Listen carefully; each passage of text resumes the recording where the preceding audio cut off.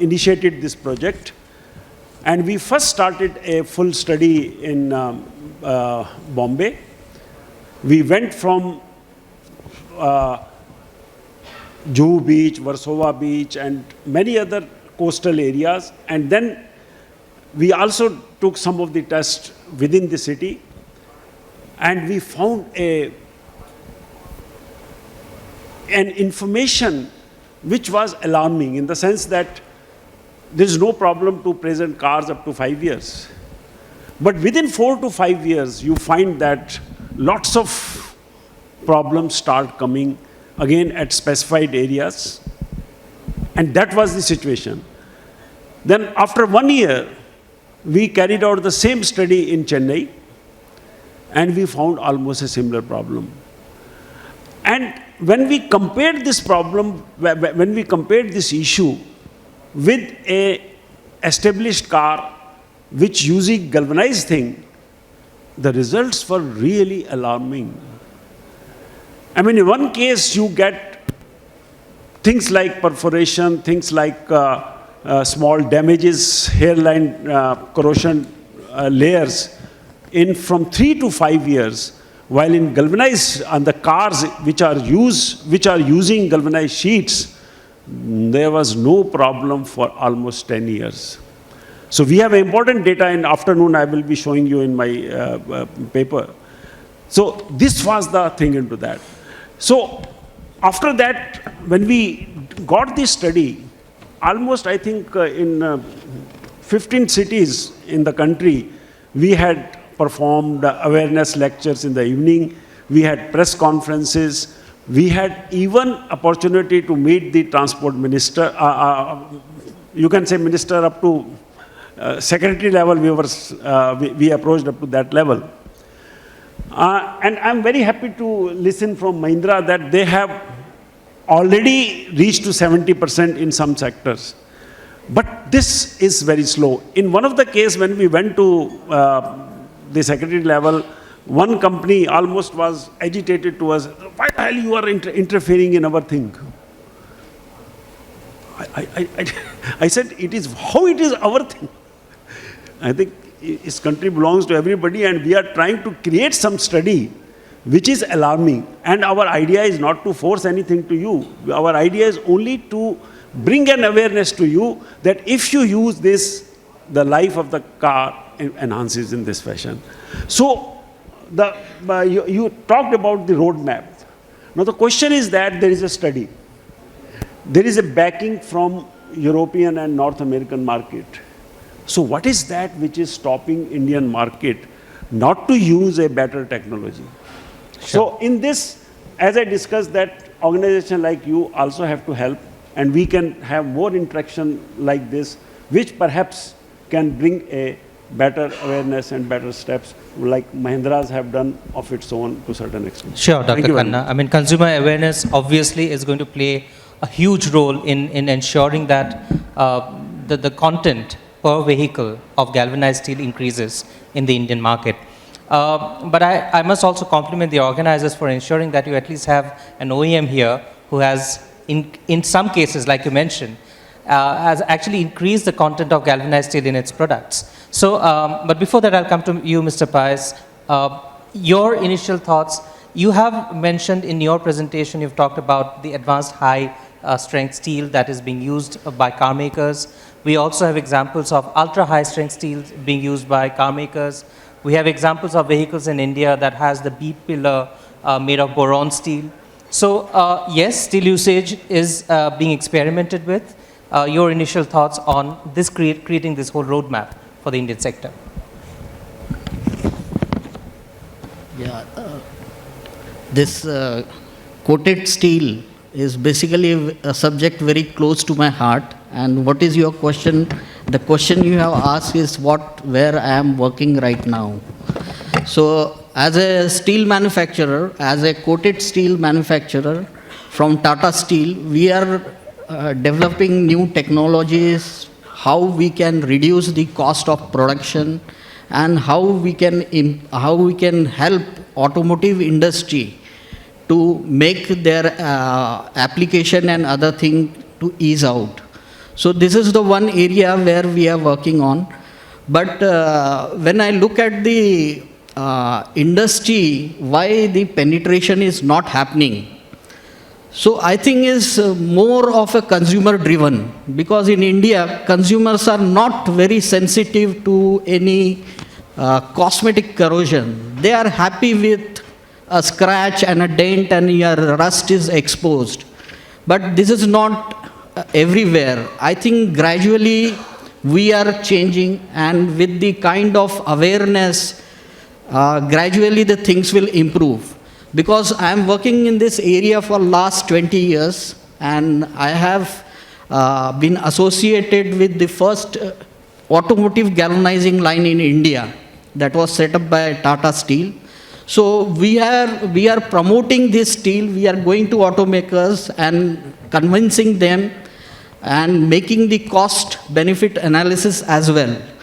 But the real pull which is required should be from the consumer end. That will enforce auto manufacturer to buy coated steel and use coated steel. And if you look at the cost part of it, you will be surprised. The coated steel contributes roughly around 5,000 rupees per vehicle. And here you are going to buy a 10 lakh car, but you are not, why are you worried about that extra 5,000? It can give you an excellent properties and excellent finish, paint finish.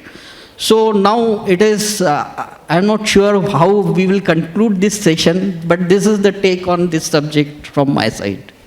That's a good point. In fact, just before this panel discussion, I had a very quick chat with Dr. Andrew Green, and we discussed this subject of cost. And he pointed out that the cost is a mere 0.01% of the whole vehicle cost. Like you pointed out, right? 5,000 in a 10 lakh or 1 million worth car is minuscule.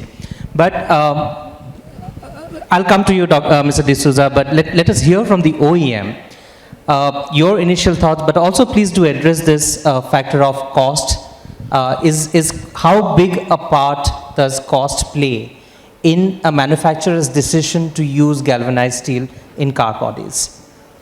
Because we must also understand that coating is offered as an after treatment to consumers at a cost that is probably far higher than the cost that you actually incur in using galvanized steel. Your comments.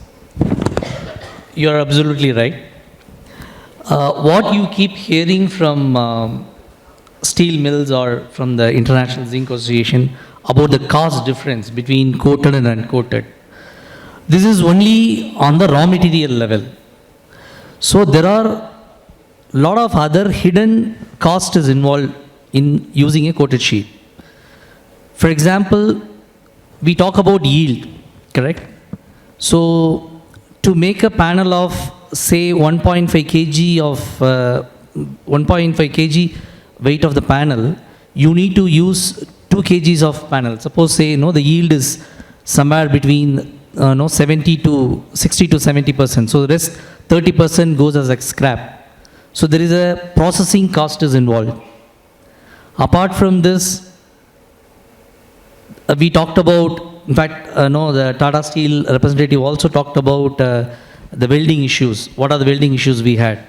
So welding, spot weld integrity is very important, and we need to ensure the welding quality to ensure the safety requirements and the durability requirements. And the frequent dressing of electrode tips is an additional cost that it is costing. And in terms of the die design that we alter it, we cannot use a same stamping presses for the same coated sheet. So it requires some modification. So there are a lot of other hidden costs. So definitely I would not say that it is not costing, it is not biting OEM's hand. Definitely it is biting. The issue is like India is a price sensitive market. Like every OEM, I'm talking on behalf of all other OEMs also. See, India is a price sensitive market, and there are a lot of segmentation in the Indian cars. Say, we call it as entry level car, we say it mid-size, we call it as premium cars, we call it as I mean, sedan, hatchback. There are different segmentation in auto segment. So accordingly, since the cost is a driving factor in India, it becomes more of a business decision. See, Mahindra is producing cars even with, when somebody talked about 17%, we have been operating at a 24% in our vehicles, which was launched 5 years back. So we are very much aware about the requirements. If it is going to hurt my customer, I am going to do it. And we do a lot of thorough validation. So it's like study is, of course, it's going to help us, but there are a lot of thorough validation is happening. Like, I am simulating the entire usage atmosphere through my proving grounds. And, it is tested for 10 years. Right. And, it runs for the proving ground test is running for 10 weeks. Each week is equivalent to 1 year. So at the end of 1 year, I will get some, output of proving grounds. Second year, I will get it. So I can easily guesstimate or estimate how much is my existing car is going to last long. So that durability is already, it's front loaded. We are very much aware. Only thing now, since India is being a price sensitive market, it's more of a business decision. I get that, but wouldn't it be unfair now to talk about Indian consumers being only price sensitive and not value sensitive? We have seen this increasingly in today's market, where if you offer products even at a higher price, consumers do lap it up if they see value in it. So my question is, can cost be a barrier here? I understand Indian consumers being very, very price sensitive, but I'm just talking of recent examples where if a good quality is offered with good value, consumers don't mind paying that extra money. Yes, please. I think yesterday also and today also, we are emphasizing this price sensitive thing, consumer price sensitive thing. I think it is a farce thing. Today, if you see auto industry, we have 4 different categories of cars. One is up to 5 lakhs. Other is 8 to 10.5 lakhs. Third is beyond 15 lakhs. And after that, there nobody talks about money. Now, if you talk about 5 lakh car, I can understand somebody will say, oh, 5,000 rupees or 7,000 rupees more is there. When you go to the sector of 8 to 10.5 lakh, I think nobody talks even for 50,000 rupees here and there. So where is the question of price sensitive of 5,000 to 10,000 at all? Second thing is that, the way you showed your slide, you go to such a finer details.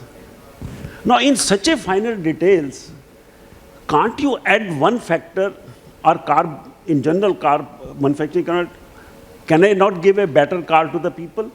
Can I not give a better, inventory or basic things so that the car, so that is the issue which is really creating a problem. When we talked about this thing, Maruti and Hyundai, I know these two people, they are exporting cars to Europe and other things with galvanized sheets, but they are making for India. Why this kind of a discrimination? Is a mindset only. They assume that Indian market, we can just do anything. That is the mindset. Second issue which you told about additional hidden cost. I will tell you 2 examples which will set off this money in a better way. First is that when you create a normal sheet metal from steel shops, you have to do its full cleaning, pickling and 7 things, washing and things like that, which takes a lot of place, and also it is a highly corrosion sensitive to your job shop and everything. So if you buy a galvanized thing, you can eliminate that. That is one. Second, you talk about welding and other things. See, today, you yourself in your slide, it was there, when you go for GE or GI, there is a problem for welding. Today, the solution for everything is a laser welding. Now, laser welding is one issue which will make the things more cleaner. The problems of making a combination of which electrode and other things will simply go. No heat affected zone and clean things into that. So by spending a bit more money on the welding part, you will eliminate all these problems. Yeah, Dr. Khanna, thank you for your inputs there. We also have increased use of tailor-welded blanks and tailor-welded pipes in the industry. So a lot of these concerns related to welding are being eliminated increasingly. Mr. D'Souza, I'll come to you. Tailor-welded blanks has a very unique place in stamping technology because the main advantage of laser welding blanks is to consolidate components. Right. So instead of getting 5 components, you can consolidate it into one with putting steel thicknesses where you need to put them to deliver the strength and stiffness, and then where you don't need it, you can down gauge to about Right. 0.65. So that's advantage. You can do that on every part of the car. A floor pan, body side outer, those are typical examples of laser welded. But on a fender, you really can't. Can't do that. But I just want to be brutally honest here. This is the use of coated steels in automobiles. It's not a question of knowledge. We know how to do it. The car companies know how to convert coated steel into assembled vehicles just as easily as Professor Khanna said. They're doing it today for the export market. Right. They just are overriding or neglecting the aspirations of the local domestic market. So if I, as an expatriate Indian, were to order a car, I would get a fully galvanized car because delivered to me in Europe or North America.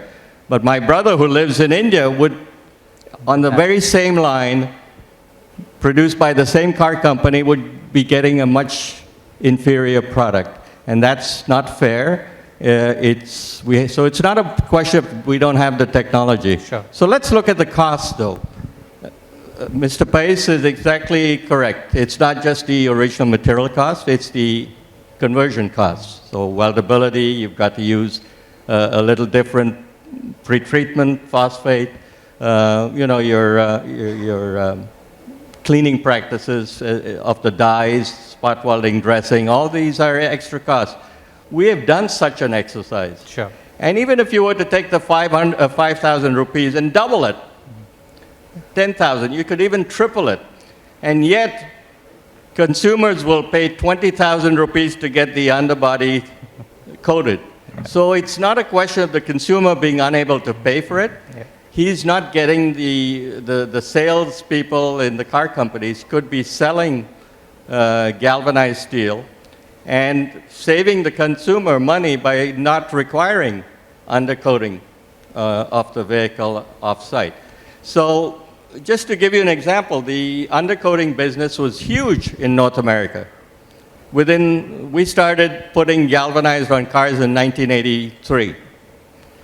Within 5 years, not a single one existed. Ziebart was the major underbody and corrosion prevention applicator.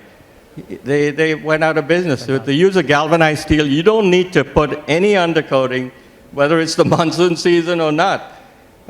You've got built-in corrosion protection by the use of galvanized. So I hear what people say about price sensitivity. It's not price sensitive because the consumer will spend that 20,000, 30,000 to get Teflon coated on the paint. He'll pay the extra for all this other stuff that he really doesn't need if you start off with galvanized steel. So it is clearly a business decision that... It is a business decision. Yep. All right. So we have roughly 10 minutes for this session to end. But we've also discussed, cost, right? We've discussed either the lack of consumer awareness, but as Mr. D'Souza pointed out, consumers are aware that they need to protect their underbody, the car's underbody, so they go for an after-treatment solution. So a proper education for consumers about the need for the use of galvanized steel is something that is clearly needed to be done. I'll also seek the panel's view on the whole, I think you made that mention of, or you made a mention of taking that collaborative approach. So do we have that collaborative approach as far as this sector is concerned? What can be done? In this panel itself, we have an academician, we have a steel producer, and we have an OEM. Plus, we have the opportunities of collaborating with others, even the startup ecosystem, for instance. Are we headed towards such a collaborative atmosphere in the country? Yeah, please. Definitely, yes. That is the reason we have come up to this level. Okay. Whenever we had issues in terms of formability, we approached our Indian steel mills, and they came up with, a lubricating. There was a change in the process, and they have supplied to us, and we could come out of that issue. Okay. So steel mills are definitely helping, and when we had no issues with weldability, we approached IITs, and we developed a weld growth curve. So definitely, that is definitely there between the steel producer, OEM, and also from the institutions and from the experts. Definitely, it is there. So there is no dearth of capability there as is no- far as this is concerned in the Indian context. Yeah. Collaboration-wise, there is no issue. Okay, Mr. Pice. Just to elaborate this subject of collaboration, there is a term called EVI, early vendor involvement in automotive industry. And especially when auto body or new model is going to be launched, they basically engage with the steel supplier and selection of steel grades and other things. But I see globally, this is a very robust process being adopted. But now in India, we have just started. Like we have started with Mahindra, we have started with other companies like Tata Motors and others. But this process needs to mature, because what happens, it is chicken and egg story, because we think I will put up a plant for advanced high strength steel, but there is no demand. No demand for it. And the car manufacturers thinking this grade is not available domestically in India, so we will have to import. So let us get rid of this particular grade. So this is where the problem is. But I think with the very close interaction and other thing, we can improve. One more thing on automotive coated steel. We have now 3 lines in India. That is, Tata Steel was the pioneer. Now the second one is POSCO and JSW. And being in this industry, I think competition is very good. Because now what we are doing, we are innovating faster than what we were doing earlier, because of the tough competition. And this will certainly help automobile industry to reduce their cost and get all the material or the grades which are globally available. So we do not lack any technical ability or any other thing, the manpower or other thing. What we lack is only the vision, how to put up the mass scale facilities, because these are all capital intensive. So you need to think ahead. So with this, the trend that in India is growing, I think the car industry will certainly move. And obviously we cannot change the history, but obviously we can change the future. And this is going to happen, and we as a steel manufacturer, coated steel manufacturer, are well geared to accept this challenge and provide this support. Excellent. So we have assurances from a steel manufacturer as well as an OEM that, the roadmap... Let me throw out a challenge here. Okay. So what would be a really neat project to undertake is, we know the uncoated steel costs X lakh of rupees. A good project would be to let's make that same model in coated steel and still deliver the material at 1 lakh rupees. Okay, so there's many ways to do it. You steel guys, you car company guys know how to do it, how to convert it. You can go to a higher strength steel, reduce the weight. The steel companies sell it by weight. So all you have to do is sell less steel, keep the price, such that it stays equivalent. So that would be a good challenge. Now the GAP, the Galvanized Auto Body Partnership, in one of its early phases when I was still working, we did that with Porsche Engineering. And we delivered a safer, stiffer car at, I think it was like 20% cheaper price, just through the judicious use of the right type of coated steel to replace uncoated steel. So that's one challenge. Excellent. So there's a challenge, and India's famed capability of frugal engineering should help manufacturers achieve that. The other cooperation that we've had is the Bureau of Indian Standards. We heard about them yesterday. Right. We're very close to developing an automotive standard with the help of all the car companies, the steel companies, outside academia, everybody's involved. So that's good news. That's a very good start. But as we also heard yesterday, the BIS standard is not a mandatory standard. The only way it becomes mandatory is if a quality control order is imposed on it. So we're stepping in the right direction. The question is, can we do it faster? Because the rest of the world is already there. Sure. So this will be my final question. Very, very quickly, the key takeaway in creating the roadmap that we're talking about today. Mr. D'Souza, I'll start with you, and I'll come to Mr. Shankar at the end. Very briefly. Just the takeaway for me is we need to educate the consumer. It has to be multiple thrusts. The consumer awareness has to be increased drastically, and through the help of publications such as yours that focus on automotive readers, and drivers. So consumer awareness, the work that the Standards Bureau of Indian Standards is doing has to be accelerated. I'm not suggesting that it become mandatory, but at least they have to have a strong recommendation that we need to catch up with the rest of the world. Otherwise, our automotive market, we are the third largest automotive producer, over 4 million car units built. We will lose the opportunity to export if we don't practice what we preach. Excellent. Dr. Khanna. My takeaway is that like we are following all international standards on pollution control, on material safeties and everything, why not on corrosion itself? So if the auto companies adopt this fact that we have to be at par with the international companies, I think that will be the day when they will start using the same technology.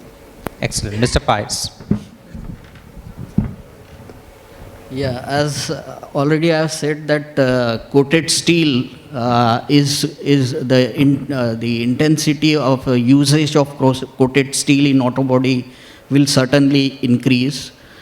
But I would like to give you just one example, not related to coated, but it is the change in material. Like steel is facing a problem of alternate material. But when people started using fuel tank as a plastic or the composite plastic, but now because of the regulations, because of the permeability of fuel is very high in plastic fuel tanks, and because of the regulation, steel is again coming back. So it is the reversal of the trend. So I think steel is going to stay there as a material of choice, and coated steel will serve the purpose of the consumer's requirement. And as well as, I think, even if the EV or the future trend, if you see the global future, how it is moving, we are moving from IC engine to EVs. But you will require an enclosure, you will require a crash safety. So steel is going to be there, and coated steel will remain as a preferred choice. Excellent. I'll end with Mr. Shankar here. Yeah. See, when we started working the choices between GA and GA, galvannealed and galvanized iron, we took the reference from European market and American market. We had the perception that galvannealed sheets will cost high because of additional thermal energy that is being used. But now the actual scenario is different. GA is cheaper. So that's a good job done by all the steel mills because of the mass production that they get larger volumes, so that cost is apportioned. So definitely I go with the suggestion given by Dr. Kenneth. So we can standardize the varieties, we can bring down the variations, number of steels into minimal category, and we can work collaboratively with steel mills to bring down the cost difference between uncoated and coated. So that portion of, is being taken care of. Yeah. Excellent. So I'll come to the audience now. If you have a question, kindly raise your hand. The gentleman here, can we have a mic passed on, please? There it is. Yes, sir. Thank you, Rajesh. That was a very good presentation by you. In your presentation, there was a slide, penetration of coated sheets in India and China, somewhere around 10 to 20%. If you all know, all the bus bodies in the country, coach bodies, they are all galvanized sheets mostly and then painted. Do we take this also into that calculation? Then it will be much higher. No, I think whatever data we are presenting is basically for passenger vehicles, not considering the... Take that also, auto bodies, the coach bodies, bus bodies, practically all the road transport corporation coaches, even many other coaches, they're all galvanized, plain galvanized sheet and then top coats. We should take that also. What do you say, Ken? Well, absolutely. I mean, bus bodies in the rest of the world are all coated sheet. Here also. Some high-end stuff is aluminum for completely different reasons, basically weight. But there are, issues with using aluminium. But absolutely, I mean, what we say today can be extended tomorrow to pickup trucks, and heavier vehicles, commercial vehicles. Absolutely. Right. Do we have one last question? I see a hand going up towards my right, extreme right.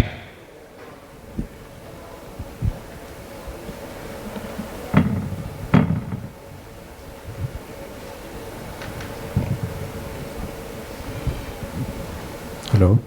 Yes, I think two aspects have been left out. One is the fuel efficiency that the auto industry is going to face in PS6, and any increase in weight would have an adverse impact on that. The second aspect, which I think Mr. Vijay Shankar didn't mention, is the other alternatives to galvanizing for corrosion prevention. There are several other alternatives which maybe Mahindra is not doing, but there are other automotive manufacturers who are using that. Only these two aspects I wanted to flag. Thank you. Okay, two aspects. Fuel efficiency, of course, in the BS6 context, and the use of alternatives. Who'd like to take that? I think the fuel efficiency, if you look at the passenger vehicle, is again related to lightweighting. Because when you reduce the weight of the car, then the consumption or the fuel mileage increases, and that helps in the fuel efficiency part. And the other question is on what are the alternatives for coated steel. So people are certainly working on in this area on alternate material or how to replace galvanized steel. But there are organic coatings, thin organic coatings, or maybe MMC kind of material. This kind of material is being used But the property which is exhibited by zinc, that is the sacrificial protection. So if you go for any system, but you will need a very little or a small layer of galvanized coating below that, which is next to the steel. And over that you can add another coating, which can be a composite coating or any other coating which can enhance the life. You can reduce the zinc coating weight. But I think with my practical experience, I have seen that zinc is a must, because in color-coated roofing sheet also people tried to bypass zinc. So they wanted to use direct bare steel and coating.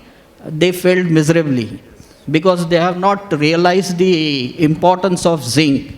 So I think zinc is the element which is going to stay. Okay. All right. So with this, unless you have any further comments, we would like to wrap up this panel discussion. Sure, sure. See, as far as fuel efficiency, you said zinc is not going to enhance the weight of the vehicle very much. They say hardly 2% or so. And that we can compensate by so many other things where AHSS steels and many other things that will bring down that kind of a thing there very quickly. So that is not an issue at all. As far as the alternative things, you know, in Canada and many other places, they are talking about use of magnesium in the chassis. But even when we use magnesium, a coating is very important to be used into that. So I think the coating solution, whenever we use the last three elements, iron, magnesium, or anybody think as the main structural part of that, that will always need a coating.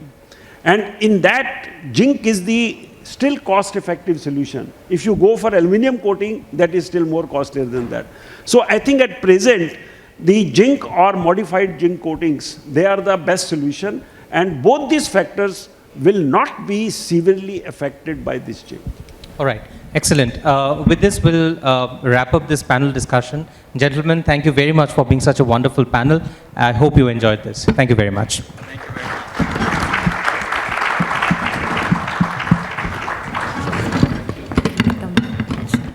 A round of applause once again. What a great panel that was. I request everyone to be there with us. Sir, please be there. Pangshu, sir, please be there. I invite on Dr. Andrew Green. Please join us here, sir, and do the honors of felicitating our moderator and the panel discussants for this segment. Also, in case if anyone has a question for Dr. Andrew Green and for other two speakers for the morning session, please do let us know after the felicitations. Dr. Green, once again, welcome on stage. And I request our volunteers to bring here on stage the planters and the certificate as a token of our gratitude and appreciation for all the experts here who indeed enlightened us for galvanizing in the automobile sector. We'd like to felicitate our speakers. First, Mr. Rajesh Pais. Mr. Rajesh Pais, sir, please join us here. Head Technology, CRCEA, Coated Tata Steel Limited. Okay, this one's for the moderator for Dipanshu Dev Sarma, sir. So thank you so much. Mr. Rajesh Pais. Once again, sir, thank you very much. And the applause must continue as we felicitate. Dr. Green, if you can come in the middle so that we can have a better photograph for our memories for our third International Galvanizing Conference. We thank Shri G. Vijay Sankarji, Principal Engineer, Mahindra & Mahindra. Vijay sir, thank you so much. And if anyone has a question for Dr. Andrew, Vijay sir or Rajesh sir, please let us know. Or we can have it offline during the tea break. We express our gratitude to Professor Anand Khanna sir, Professor IIT. Okay. We thank Kenneth D'Souza sir, Consultant IZA. Sir, thank you so much. Ken sir, first Ken sir. Okay. Great. Applause everyone. Come on, that's a great occasion. Professor Anand Khanna sir, Professor IIT Bombay. Thank you Anand sir for all those inputs and remarks.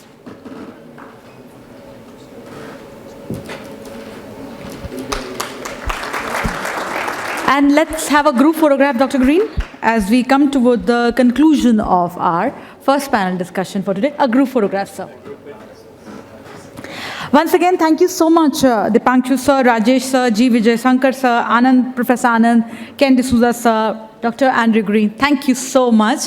Everyone, applause as we come towards the conclusion of our panel discussion. We now invite everyone to join us for a networking tea break in the pre-function area. Please join us for the tea break, and after that we have some very interesting sessions lined up by Mr. Satish Taylor. We have amongst us Mr. Satish Nair. We have amongst us Mr. Salil Chaudhary, Mr. Murtaza Bhutwala. So all this lined up in the post-tea break session, Mr. Rajendra Kaushal, and we look forward to learning from all of them during the tea break session. Thank you. After the tea break session, apologies here.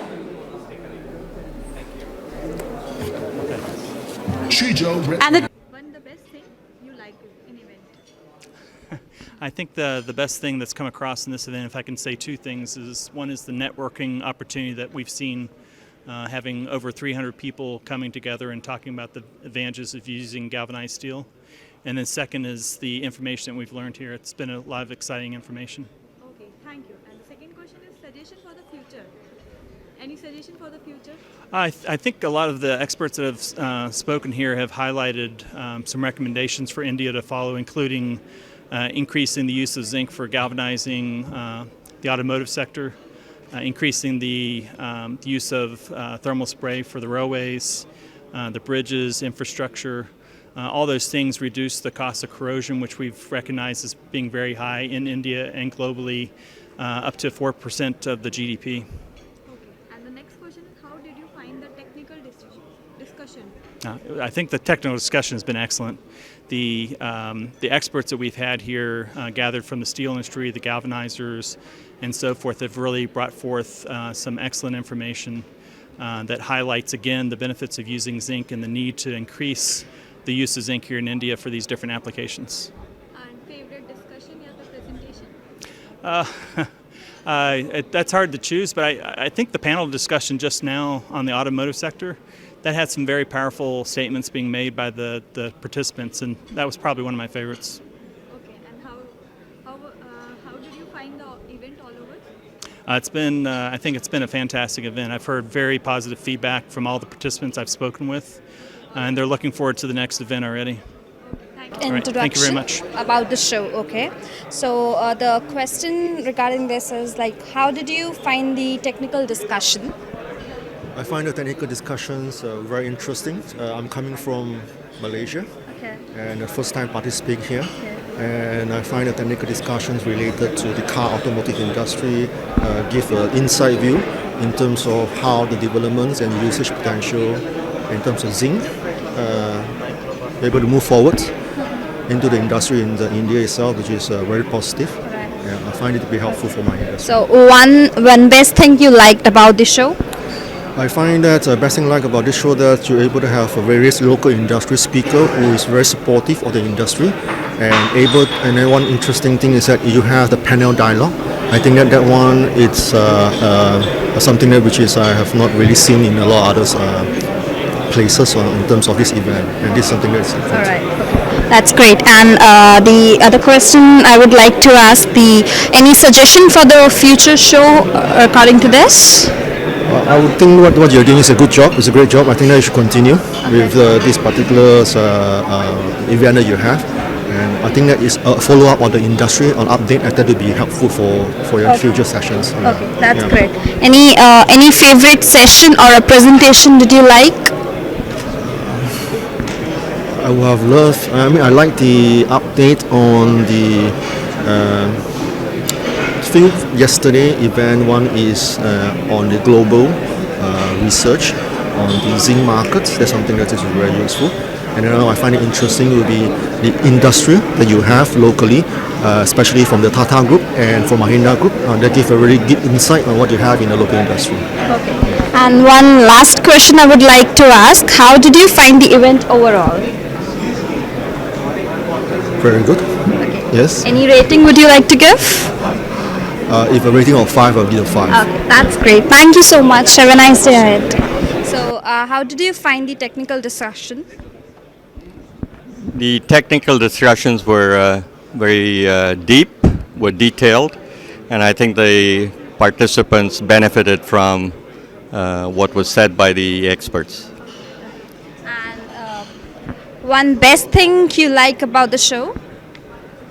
I haven't been to the exhibition. I'll skip that. Okay, Skip that one question. best thing you liked about the show? I didn't go to the Okay, show. okay, you didn't, okay, haven't all gone right, to the show okay. yet. Suggestion for future? Any suggestion you want to like to give?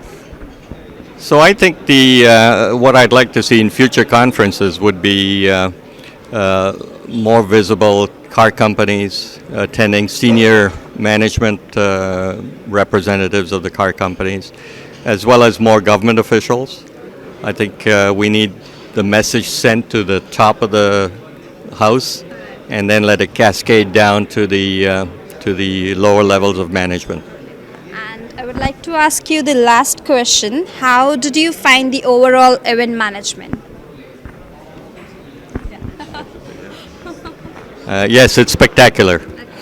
Compared to conferences that I've been to in Europe and North America, India always outperforms everybody. So congratulations. Thank you so much. Have a nice day. Quick introduction about the show. Okay. So how did you find the technical discussion? Oh, it was very interesting. I'm very impressed with the acknowledgement and the interest in galvanizing and the fact that everyone is aware of its performance and the benefits of using galvanized steel. And we're anxious to see it get implemented more in the country. So one best thing you liked about the show? Well, I have to say the entertainment on last night was wonderful, and that really was special. It's not common in conferences that we go to in North America. Okay, that's great. Any suggestion for future? Well, I think we need to get the galvanizing industry working more with specifiers to get them to specify and require hot dip galvanizing so that it's implemented more in infrastructure in India. Thank you so much. One last question I would like to ask. How did you like the overall event management? Oh, it is very impressive, absolutely, and the facilities and the presentations are first class. Thank you so much. Have a nice day ahead. Okay. Thank you. Our communication partner, PR Pandits, did some amazing work for us.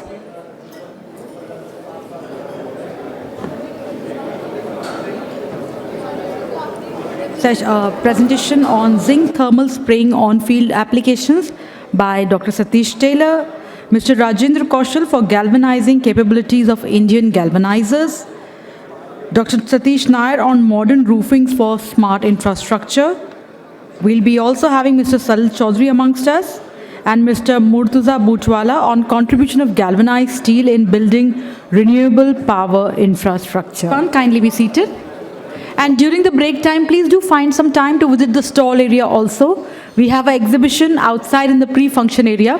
Please do visit the same. All our partners and collaborators who have helped us mount the 3rd International Galvanizing Conference, they have their stalls outside. Please do visit them and explore some networking and other learning opportunities.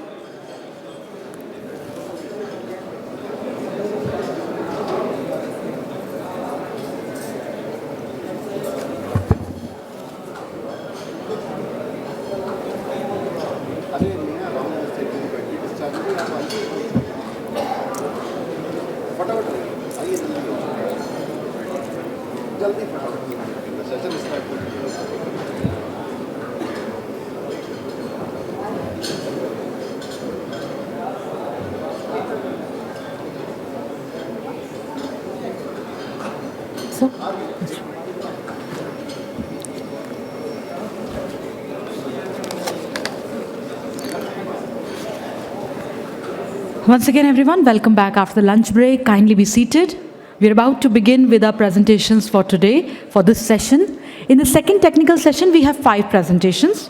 And indeed, very interesting. We'll be having Dr. Satish Taylor, Mr. Rajendra Kaushal, Dr. Satish Nair, Mr. Salil Chaudhary, and Mr. Murtuza. Once again, as you all know, that the third International Galvanizing Conference had a great response from the media. Our inaugural session was featured at several places, and today the words and remarks made at the inaugural session are being taken as a guidepost for further deliberations by the industry, by the consultants, by the media, and also by the government at large. Our media partner indeed did a great job here, and I request Dr. Rahul Sharma, please join us here and do the honors of presenting a small token of our gratitude and appreciation for the phenomenal job done by our communication partner, PR Pandits. May I request the team that definitely needs no introduction, for all the great work they have done for the third International Galvanizing Conference. I request Rahul Sharma, sir, please do the honors. Ma'am, please join us. Everyone, they deserve an applause, as Rahul sir also shared with us right in the morning while setting the context that we have been featured at several national and international avenues. And sir, today, if I'm not wrong, 22 newspapers? No. 26, okay, I got the... So, see, what a remarkable achievement. We are here at 26 tabloids. So, round of applause for them. PR Pandits, our communication partner. And as rightly said, a great team does a great job. So, gratitude to PR Pandit. Can we have the photo up also? The photo up area. Everyone, zordar taaliyan ho jaye. PR Pandits, our communication partner. Thank you so much for all your support. Thank you so much. And we plan to make a fourth International Galvanizing Conference much more bigger and better. Everyone, do I have your say? So guys, taaliyan to banti isi baat pe. Come on. What an energy. Kudos. Okay, once again, welcome to all our esteemed audience. Namaskar, swagat aap sabhi ka for the second technical session. Without further ado, let's get into the deliberative agenda, because we have veteran speakers who will be joining us. I first invite on Dr. Satish Taylor, who will be speaking on zinc thermal spraying on-field applications. Dr. Taylor, a Chief Scientist, Metallizing Equipment Company Private Limited, and he is a young and dynamic personality working as Chief Scientist and Head R&D at Metallizing Equipment Company Private Limited, Jodhpur. Welcome, sir. Zordar taaliyon ke saath we welcome Dr. Taylor. Thank you. Point. Let me. Chal nahi raha. Dr. Taylor, okay. You have to. Good afternoon, all of you. First of all, I would like to thank Indian Zinc Association to giving me this opportunity to elaborate our work and introduce to thermal spray technology for the various applications. Whatever yesterday Mr. Anurag sir and Dr. Andrew already introduced the thermal spray for forthcoming applications in the railways. So I will explain further that how thermal spray can deliver promising properties for future applications for smart structures, big structures. Just here? I think it's there. Maybe. Okay. So continue to my presentation. As the title you can see, I will compare with the pure zinc coating with the zinc aluminum pseudo alloy coating on the rails. And my presentation, it is since yesterday, the all presentation being the economical, marketing. So moreover, my presentation based on the scientific study and properties of the coatings. First of all, I would like to introduce our company. Our company is a Jodhpur-based company and is established in the 1967. And we are the leading thermal spray manufacturer in the world. And you can say we are the position of the 4th or 5th in the world. And since 53 years in the field of design, manufacturing, supply of quality product as thermal spray equipments, auxiliaries and consumables. So first of all, because all dignitaries, all experts belongs to galvanizing. So first of all, couple of slides I will discuss about the thermal spraying. What is thermal spraying and how it people are doing for the future applications.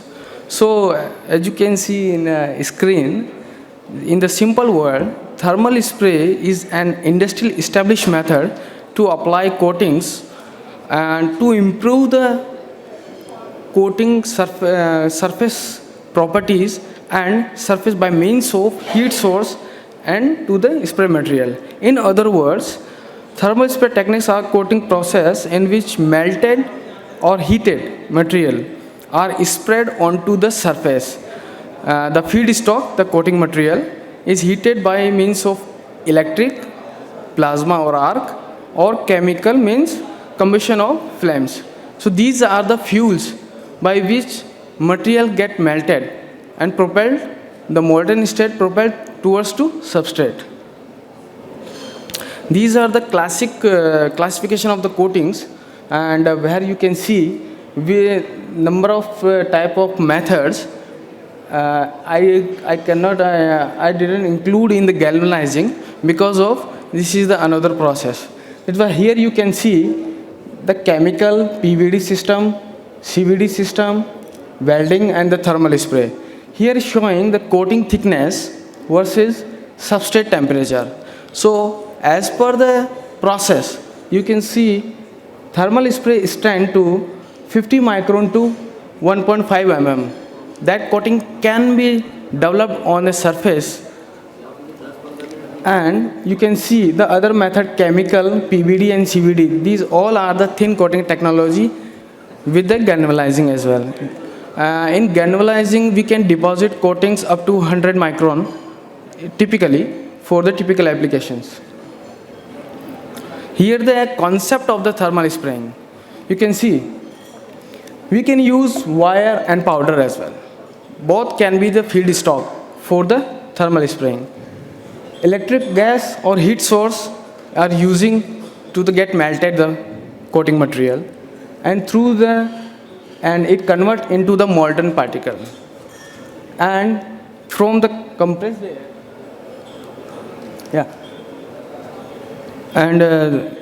with the compressed air, that molten material propelled towards to the substrate, and it get impact on the substrate, and the coating on the substrate build up. In the thermal spray, there is some disadvantages which we are going to eliminate by the further research. Some porosities will be in the final coating, but where the porosity is not required and such kind of the ceramic coatings, ceramides coatings, carbide coatings for the hydroturbine application, aerospace applications. So on that, the porosity is not required. So my presentation based on only one equipment which is called the arc spraying, by which I will discuss the results of the rails. The arc spray, thermal spray coating process in which two conductive wires are melted as they are acted upon by an arc. The process produces such temperature that is transform the wire into a molten state. The resulting material then atomized into a small particles, small droplets, and ultimately propelled onto the desired substrate, and by the ultra clean air, it can be the replace of the air, nitrogen, inert gases, argon to reduce the oxidation. So here the schematic diagram, the two wires propelled, here the atomizing process, and this is the final coating buildup on the target. Now I am coming to the work. In the present work, I compare the pure aluminium and zinc and aluminium coating by means of thermal spraying. This is the arc spray for the smart city structures, big structures, railway structures. The corrosion properties are discussed, and some further microbial tests were also carried out. The pure zinc and zinc aluminium 8515 wire we used in this work, and all characterization has been done in the state of art Characterization Metallurgical Laboratory of the MECGPL Jaipur, and we used our system ArcJet 400 system in this work.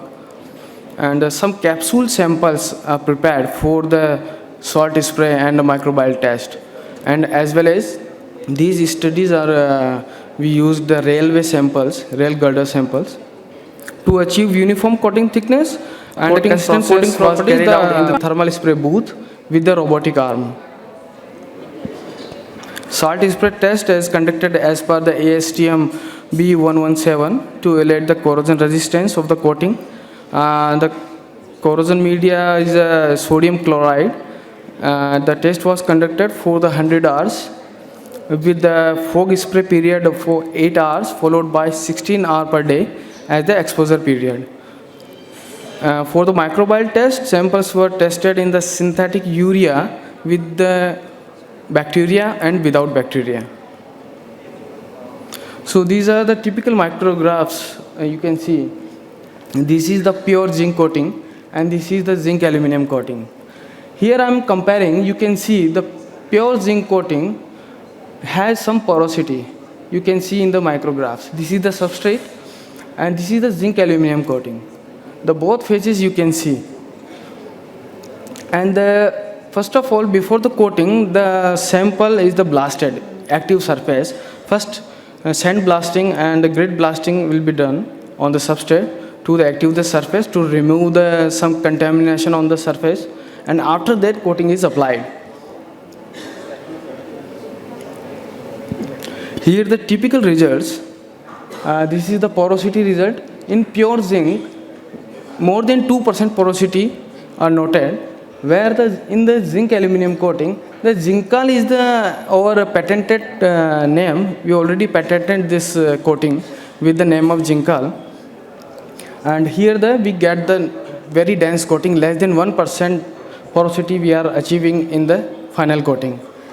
The surface roughness of the as spread coating is the 8 to 10 micron in the pure zinc by the same system, and the zinc aluminum coating is the 4 to 5 micron. Very smooth surface we are trying to get with changing the final outer cap with the fine atomization of the molten material. The micro hardness what we achieved in the pure aluminum is the 32 megapascal, and the zinc aluminum coating is the 38, because of the two phases are present in the coating. Here the adhesion strength, here is the 28 megapascal and here is the 32 megapascal. So here in the this is the overview of these small properties table. We can conclude that the zinc aluminum coating delivering the good properties than pure zinc. And why I am discussing about the thermal spray, because the thermal spray has some advantage over the galvanizing. Because of on-site solution, you cannot deliver the galvanizing solution. The thermal spray can deliver. No size and shape limitations in the thermal spraying. Any kind of geometry, any kind of big structure can be coated on the on-site. The better life than the hot zinc because of the thickness. Thickness is the more. Here the salt spray micrographs is the cross-sectional. You can see the many big cracks on the top surface, as spread surface. These coating are the without sealer. Without sealing agent applied. Here you can see the cracks over the surface. Both are the zinc coating and below the zinc aluminum coating. The very last corrosion surface we found on the top surface, and there is no salt media entered in the coating. In the zinc coating here, you can see this is the surfaces of the capsule samples. This is the pure zinc. Here is the zinc aluminum coating. This is the exposure, and here you see the crack because of the salt media entered in the porosity and reached at the substrate. Then the peel-off occur after a certain time due to the corrosion. Here is the rail sample. It is the without uncoated sample after the salt spray. These are the EDS elemental analysis This is the cross section. Due to the porosity, the corrosion media entered in the porosity, and here you can see the chlorine. You see in the elemental analysis. But here you can see very dense coating, and here only aluminum and zinc. Moreover, I cannot deny that porosity are not in this coating, but in EDS it is not detectable. So might be there is very less percentage of the corrosion media, or it is beneficial. Here is the polarization study of the Gamry results, TEFL plots. You can see the corrosion rate difference of the pure zinc and zinc aluminum. However, if we apply the sealer on the coating, then you can enhance the life. So here you can see the life of zinc coating is 0.1230 mm per year losses. But in the zinc, we can double. So you can see the zinc aluminum can deliver almost double life than the pure zinc. Here I am discussing the microbial test because it is very important to the railway. The glass spray nozzles were used to spray synthesis the urine or synthetic urine on the samples for the period of 1 hour per day for the 30 days. The pH was the 9 to 10. The sample is showing without bacteria after the 30 days the effect of the coating, and here with the bacteria. So as per this micrographs and the scientific results showing that the zincal coating is found to be suitable than pure zinc coating, which prevents the corrosion either in urea synthetic combination with the bacteria or without bacteria. Can you please, we have the video. Sir, can you please the video? We have a small video.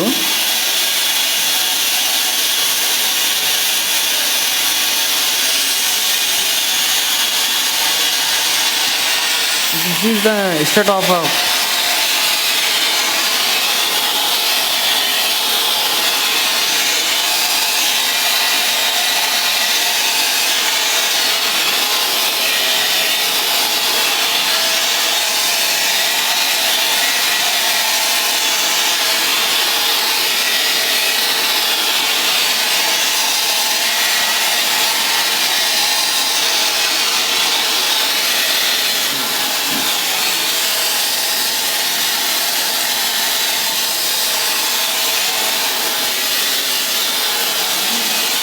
in our laboratory, we did only with the one arm, and for the railway, we are delivering a solution with the 4 guns at a time in the inline solution. So, productivity can be achieved as per the requirement. So, only for the demonstration, we use only 1 gun with the robotic arm. This is the all coated with the all surfaces with the first this portion, after then the another portion. And this is the band test. It is also delivering a property of the adhesion strength, how the coating adhere with the samples on the thin sample. If the sample is band, then coating will peel off, how many cracks are there on the surfaces. So here in our laboratory we perform the 3-band test, and you can see a visible small cracks of the zinc coating after the certain banding. But due to the pseudo alloy, aluminum and zinc, the make a form of the alloy. So here in the same test, we didn't find any cracks, visible cracks. So it is also enhance the coating property. It will protect the corrosion media to enter in the coating. And this is the almost my summary. The thermal spray, zinc and zinc aluminum wire coating are successfully produced by the arc spray method, which is one part of the thermal spray. Thermal spray has the many processes, just like a arc spray, flame spray, plasma spray, high velocity oxy-fuel spray. Recently we developed a new system which is called the wire HVOF. In high velocity oxy-fuel, you can introduce the wire as well, because the wire are the very cheap than thermal spray grade powder.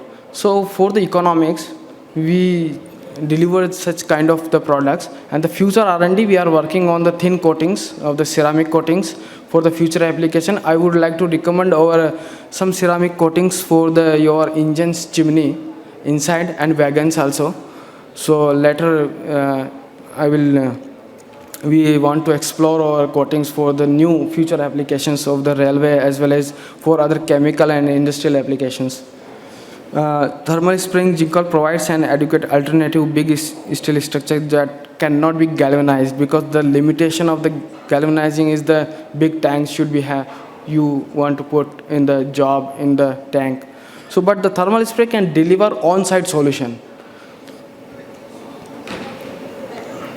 And such of I would like to also mention other applications in the railway, ships, bridges, buildings, poles, any stadiums, and big size of lines. Already the arc spray coating is using the LPG cylinders which are being coated by the arc spray, then they painted as a sealer. And DT pipes, windmill components we can. So in future application you can consider the thermal spraying for a solution. That number of since yesterday the people are discussing the alternative way of the galvanizing for the future applications. So maybe thermal spray a promising solution for your on-site applications and your productivity. Thank you very much.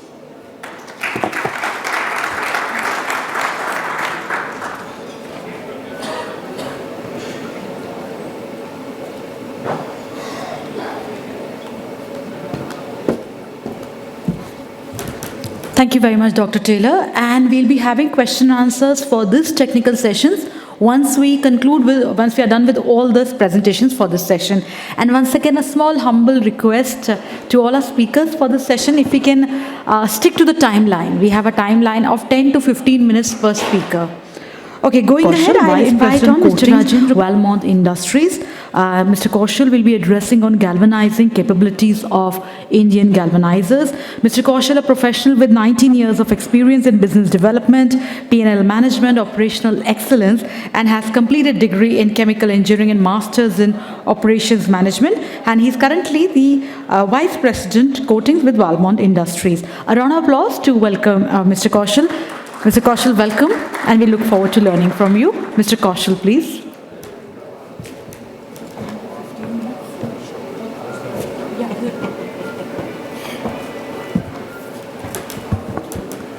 Very good afternoon to all.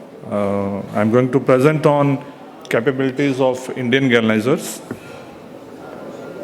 In my presentation, I will cover about Valmont introduction, then some challenges when we entered in India, how we cater those things, and why we have put such a, we have India's biggest kettle, and then best practices what we are following in India, and then some of the projects what we did in India so far.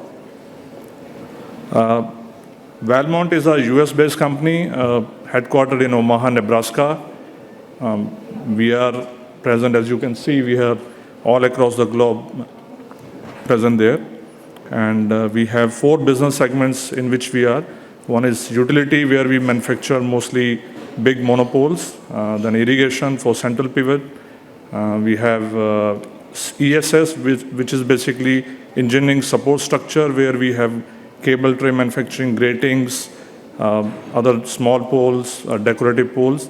And then we have a 4th business segment, which is coatings, in which we provide hot dip galvanizing, anodizing, CED, and some of our patented coating services. In India, we have started in 2012 with a greenfield project in Indapur. Recently, we acquired last year one more plant, which is lattice manufacturing in Gujarat. We have to offer in Indian market, we are doing utility large pole, street light poles, stadium masts, solar structures, telecom, and then we have a crash barrier, which is we have last year only introduced. We have patented products from IGC Australia, which we have recently introduced on Pune-Mumbai highway. And then we have largest kettle in India, which is of 16.3 meter long, 2.5 meter wide, and 3.3 meter height. And another one is, which is in Baroda, is of 12.5, 1.6, and 2.5. When we came in India, then people generally ask, why such a big kettle? Why you have put so big kettle in India? Why? What is the necessity? Why you need that? So before doing that, we did some study here. So one of that is, like in India, if you see the zinc consumption per kg per capita, we are right now at 0.5, which is far lower than the, you can say, China and the rest of the world. And as the infrastructure grows, the consumption of zinc will grow, and in structure also. So this is, and they need a big structures, good volumes, good thing to move up. That's why we put such a big kettle. Also, we did one survey where we have checked the sizes of the kettle, and we found around almost 75% of the size of kettles are less than 8 meter, and 15% are in the range of, you can say, 8 to 10 meter. A very few kettles, almost 5% is in the range of 13 meter. So opportunity lies here, that what we can offer to the market here in terms of coating. And when we spoke to some of the, you can say, OEMs, EPC contractors, then you have designers, they have something like, when we ask them why they prefer painting, why they don't go for the galvanizing for the big structure, they have these particular things they have mentioned. One is the size constraint. All this big structure which need to be galvanized, even though it is in their specs, but they don't have a galvanizer nearby to get it galvanized. Number two, if it is to be galvanized, then they have to, fabricator has to divide it or do small parts and get it galvanized nearby and send across, which is sometimes they have to do double dipping. And then is the biggest thing is the turnaround time. Whenever galvanizers took more than 4 to 5 days to get it galvanized. And then quality is a big constraint, like most of the thing they compare with the painting, but galvanizing more related to corrosion protection. And most of these sectors or small galvanizers don't follow the best practices, which is as per the benchmark which other companies or other global companies are doing all across the globe. So putting all this, keeping in mind, we put this plant in Indapur, which is near to Pune. We have capabilities in terms of, you can say, biggest bath, dual fire, LPG, propane we can have. Then we have 6 COT cranes with 16 ton each capacity. We can do a single girder in terms of railway, if I can speak. We can do up to 30 metric ton in a single dip any girder. We have a special high grade zinc. We have lead free bath, and all the process and this is Baroda plant. And we have process flow, we follow the same process all across the globe, the same: acidic degreasing, pickling, water rinsing, fluxing, molten zinc quenching, and passivation. This is, you can say, we have in our bath is around 1,000 metric ton of zinc. The benefit of this particular is, like, you have a good thermal stability. The product has a good quality, because when you have a small kettles, generally when you go for the higher throughput, the temperatures go down fast and you have a variation in quality. But if you have a bigger kettles, the thermal stability is good, you get a good quality in that. And we have a nickel based, we are lead free bath, that helps in basically uniform coating our products. We use the best practices. We have almost 35 galvanizing plants all across the globe. In India, we have 2. So we have, using the best practices, what we are following in US, in Australia, we implement the same in India. So all the crane speeds, the zinc consumptions, drossing, alloy addition, cattle chemistry, we maintain as per the best practices what we have. We generally add nickel and bismuth, because in India, generally the steel is a reactive steel. For reactive steel, nickel, bismuth, aluminum alloys are what we experience is the best combination. This is also one of the best practices which we have all across, like a zinc recovery unit. It helps in basically our reduction in zinc. The benefits of all this, you can say best practices, is like we have an annual capacity of 50,000 metric ton. We can turn around in less than 2 to 3 days. We have a uniform coating over the products because of bigger kettle. And we have a robust coordination team here which is dedicated to customer. Till date, we have executed these projects. Biggest is telecommunication, Reliance 4G. For West region, all the galvanizing has been done by Valmont only. Then we have some good orders in terms of oil and gas sector in our Halol plant. And then export, we have did for 8,000 ton for one of our EPC company in Pune. I will share with you some of the few projects which we have shared, which is we see that how we have helped industry in. This is one of the for oil and gas in Baroda region.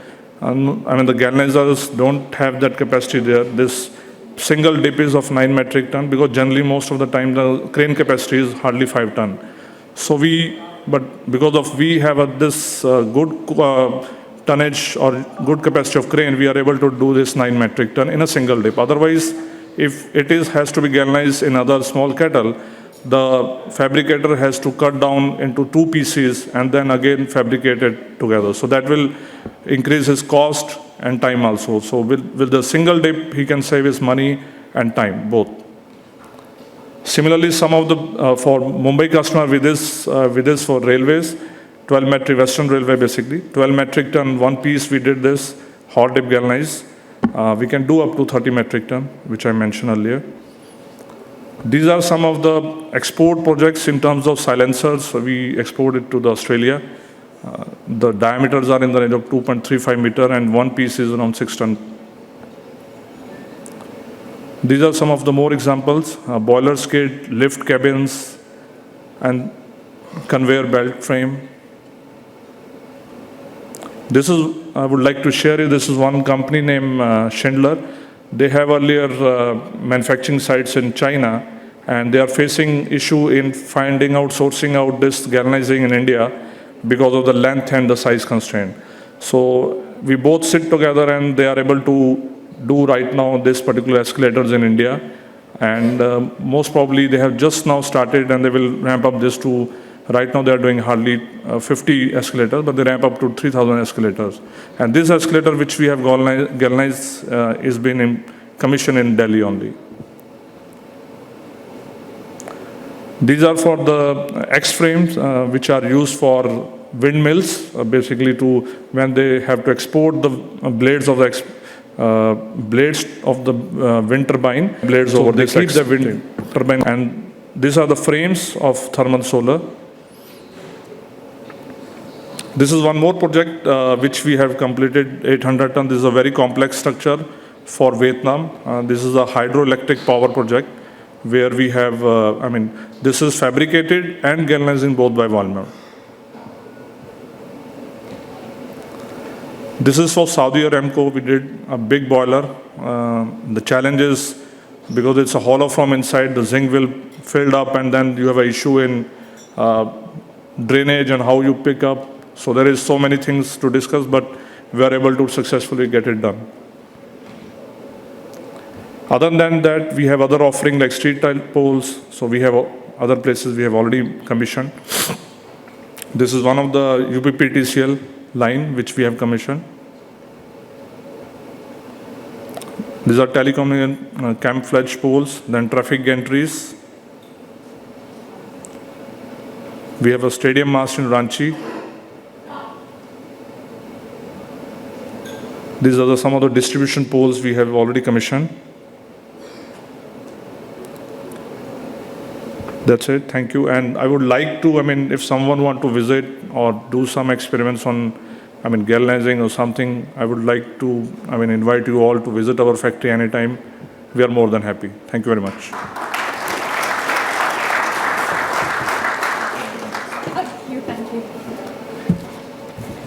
Thank you very much, Rajendra Kaushal, sir. And a round of applause, a thunderous one indeed, for of course surprising us and of course sticking to the time, because that really helps to manage the technical sessions. Thank you so much, Mr. Rajendra Kaushal, once again, sir. Moving ahead with our next presentation, that is on modern roofing for smart infrastructure. And for the same, we are delighted to have amongst us Dr. Satish Nair, Director Sales and Marketing. Dr. Nair has 15 years of experience from handling projects, product development, handling sales and marketing, to developing new markets. He's currently working as Director Sales and Marketing and has worked for Sanfitra Roofing and Caslip Limited. So with a round of applause once again, let's welcome Dr. Satish Nair. Dr. Nair, please. Dr. Nair, you have a PPT? You have the, yeah. Please. Sir, 10 to 15 minutes. Okay, I've been strictly told that I have to stick to the time limit, so I'll try to make it as fast as possible. And thank you, IZA, for this, wonderful opportunity of interacting with all the industry stalwarts and, getting an insight about zinc, aluminum, steel, automobile industry. And when we talk about roofing, we cater to all the industries. Like we work with a lot of automotive industries like Mahindra, Tata Motors, Volkswagen, Mercedes-Benz. Then we had in fact worked for Walmart also, if I'm not wrong. Then we work for a variety of other industries like, the warehousing industry, the ports, airports, stadiums. So we get to understand variety of requirements from each industry. So today my contents will be a bit about the growth story of India, application of roofing in projects, what are the types of roofing, specifically to metal roofing, and what are the basic materials used in roofing. So, India growth story, I would like to mention that India is the fastest growing economy in the world, probably the second one. And, because of that, roofing becomes a very important aspect for the overall growth story. I'll just skip these slides. So I was just digging some data on what are the upcoming airports coming in India. We have like the Navi Mumbai airport, which is coming up, the airport in Kolkata, Chennai. This is all the new airports which are coming up in Sindhudurg, Kannur in Kerala, Amravati, Mopa, Odisha, Arunachal Pradesh. And I was just coming up with this Sagarmala project, wherein, the government is looking at connecting all the coastal belt by means of, there will be requirement of warehouses, ports within the coastal belt. And you have this industrial corridor project, which is connecting entire India. We have, a lot of warehousing happening there. So when we talk about roofing, we get a variety of customers. Why I'm talking about this is like for the airports, you have a different requirement as far as roofing is concerned. For warehousing, you have a different requirement.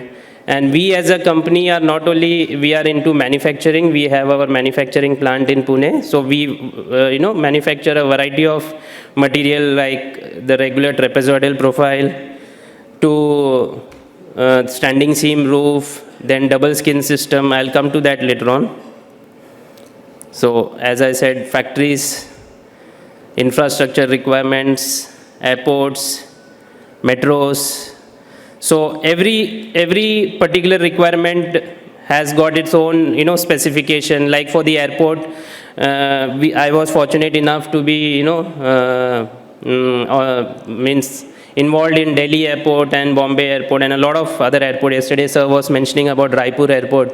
So, there the requirement is like you need to have a thermal insulation, acoustic insulation. The design life of the roofing has to be for 40 years. So there we use, high specification material. So this is a complete snapshot of the entire building, wherein the purlins are also an important factor when it comes to roofing. What type of purlins you use, what is the grade of the specification, whether the zinc coating is 275 GSM, 120 GSM, what is the yield strength of the purlins, 350 MPa.